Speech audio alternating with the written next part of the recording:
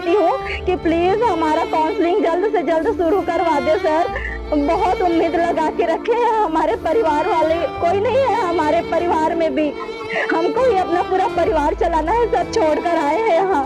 मैं हाथ जोड़कर बोल रही हूँ। नमस्कार, इंडिया न्यूज 007 में आपका स्वागत है। आइए नजर डालते हैं आज की मुख्य खबरों पर। बहुचर्चित सहायक शिक्षक भर्ती 2023 डीएड एवं बीएड विवाद में हाई कोर्ट सुप्रीम कोर्ट के आदेश को आए 8 महीने से अधिक हो गया है। इसके बाद भी सरकार और विभाग ने डीएड अभ्यर्थियों को नियुक्ति नहीं दी है, जिससे साल भर से अपने पद से वंचित पीड़ित डीएड अभ्यर्थियों को हाई कोर्ट में अवमानना याचिका ओम प्रकाश साहू वर्सेस सिद्धार्थ कोमल परदेसी दायर करना पड़ा। अवमानना याचिका पर चौथी सुनवाई गुरुवार 28 नवंबर को जस्टिस अरविंद कुमार वर्मा के बेंच में हुई।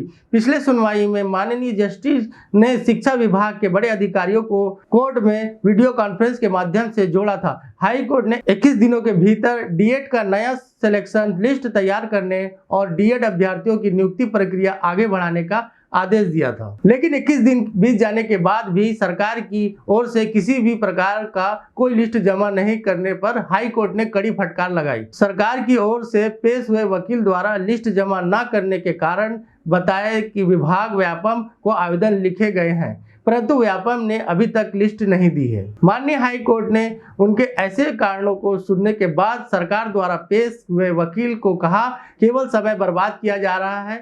हाई कोर्ट सुप्रीम कोर्ट के आदेश को 8 माह से अधिक हो गया है, अब तक कोई भी कार्रवाई नहीं की गई है। पीड़ित बेरोजगार अभ्यर्थी साल भर से अपने पद से वंचित है, रोजगार और अपने हक का इंतजार कर रहे हैं। कोर्ट ने अंतिम अवसर प्रदान करते हुए 7 दिनों के भीतर डीएड अभ्यर्थियों को नई सिलेक्शन लिस्ट जमा करने कहा है।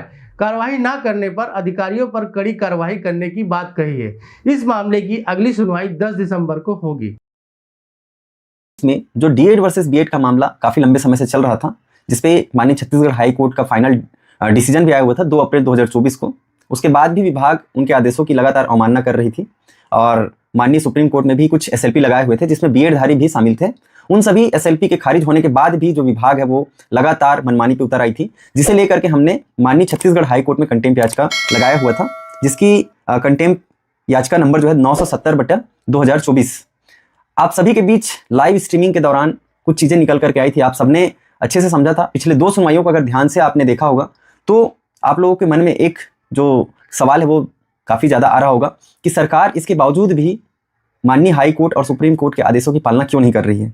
क्या उनके पास कोई ऐसा पावर है, ऐसा शक्ति है कि वो बीएड को बचा सकती है या अवमानना से बच सकती है?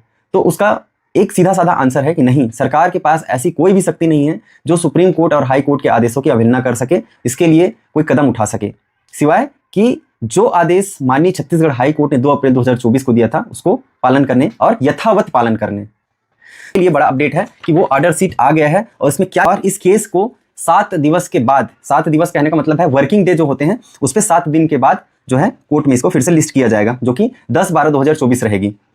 तो जुड़े रहिए इंडिया न्यूज 007 से। धन्यवाद।